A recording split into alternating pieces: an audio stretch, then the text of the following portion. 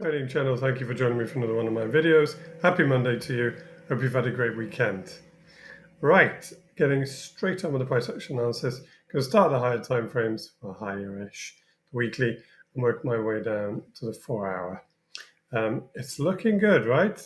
It's lovely to see Bitcoin breaking the range of doom. I was thinking about this the other day. I remember the Valentine's range, thinking, oh man, that was this puny one. Thinking, when is this going to end? But yeah, this one was something else. Now, the chart I've got on has just got two momentum indicators, just going to and the Bollinger Band, and it just gives a bit of an idea of my thoughts for the future. They are, of course, only thoughts because no one can tell the future. So this is the weekly time frame, and with last week's closure on Bybit, which happened at midnight last night, volatility expansion on the weekly looks like it's going to follow through. It certainly has expanded. You can see the Bollinger Bands widening compared to their narrowness for the previous 3 billion weeks, and it's getting some follow through straight away early on this week. I mentioned a little while ago that if this last weekly move is to see the top of the bull run for this business cycle, whatever you want to call it, Bitcoin cycle, presidential election cycle, it's all the same thing. I would expect to see some divergence being put in. So however high Bitcoin goes from here, and I don't know, in fact, nobody knows, it's very easy to shout some silly numbers, but at the end of the day, nobody knows. But whenever Bitcoin decides to find its top for this bull run, it's likely to be visible from the momentum indicators that there is some bearish divergence on the weekly time frame. And of course, that doesn't apply at the moment because, well, for a start, this isn't a high. And from a time point of view, compared to previous cycles, there's probably quite a few weeks to go before, excuse me, Bitcoin thinks about hitting a top. So yeah, just worth bearing in mind. So if you don't see the RSI getting back above here on this next move, but the price is already higher, that's bearish divergence, and same one with MACD really. All right, but yeah, all looking good on the weekly time frame. Clearly, current candle doesn't close for another 6 days. So daily time frame. What's interesting about the daily time frame is you can see the trend is nice and established, and really had been since back over here, beginning of September. Well, no, it wasn't established then, that's when it started. There's no bearish divergence yet on the daily time frame either. Now, this current move that's going on this daily time frame up here is getting the RSI fairly high, and clearly, remember, RSI is just a fraction of, or in percentage terms, average gains divided by average losses. So for a given time period. So, to keep this number, i.e. the percent, up high, so up towards not exactly 100, but you know what I mean, in the higher, say 70s, 80s, 90s, and then maximum would be 100, you have to have increasing price gains relative to the previous good price gains. Now, I probably haven't explained that very well, but what I mean is to keep the RSI high for a long period of time, the price has to just go straight up, because it's always, the RSI is comparing the current price with what's gone before it. So if what went before it is pretty much vertical, yeah, okay, it's not real scales. I think it's logarithmic, but you know what I mean. With a serious ascending impulsive move to the upside, for the RSI to continue, it needs to be at least the same. And even if it's at least the same, the RSI will eventually cool off to 50%. So see what happens. But at the moment, even if Bitcoin was to pull back on this daily time frame now, there wouldn't be any bearish divergence in the RSI nor on the MACD. And so you would expect it to be a pullback rather than a sort of finished move, if you like.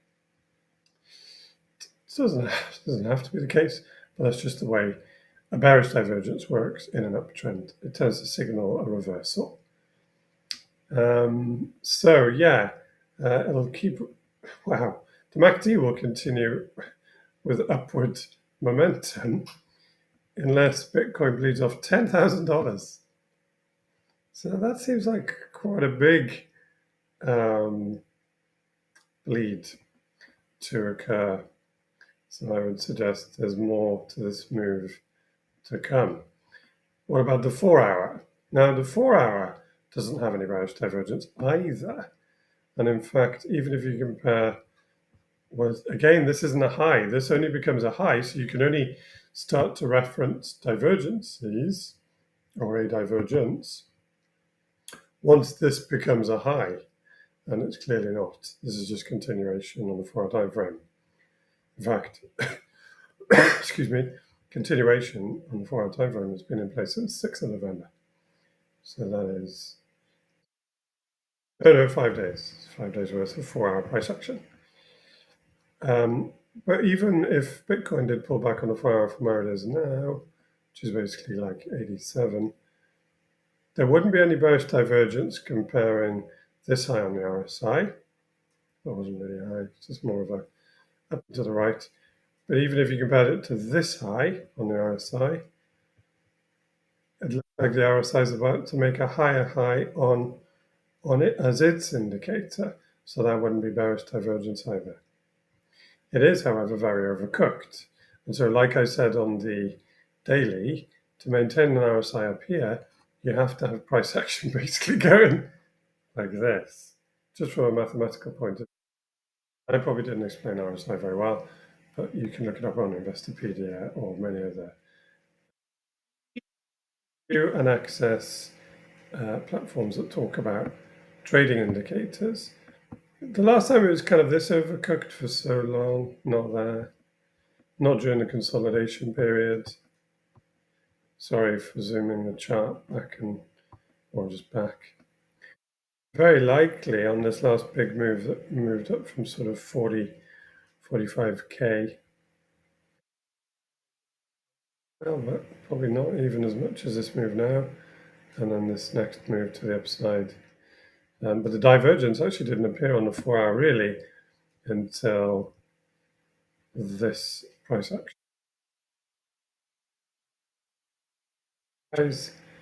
And this was a lower high on the RSI. And you could see that also on the MACD. So yeah, I mean, the 4 hours bound to cool off at some point. Whether or not that's in the next day or two, don't know. But momentum is thoroughly to the upside. Momentum and trend are your friend, and they're both saying more upside for now. What else was I going to say? Yeah, to get some slightly more accurately, Bitcoin can bleed off $4,000 and still keep the MACD pointed upwards and green.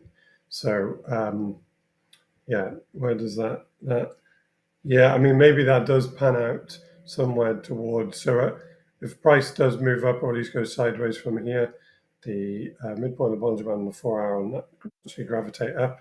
Maybe it'll gravitate up to sort of 82.5 and have a similar pivot to the MACD for cooling off of momentum. Right now, it's not there. Right now, it looks like more upside. Right now, you've got to be pleased if you are in Bitcoin, either long or holding. And right now, I'd expect more upside, particularly based on the weekly, having consolidated for so long and had such low volatility. There should be a significantly volatile move, likely to the upside on this weekly time frame. It's already started. I think it's likely to continue. Okay. I hope you've enjoyed the video. If you have, please like, subscribe, share, join me on Twitter. And I'll see you tomorrow, Tuesday. Will Bitcoin have pulled back by then? I don't think so.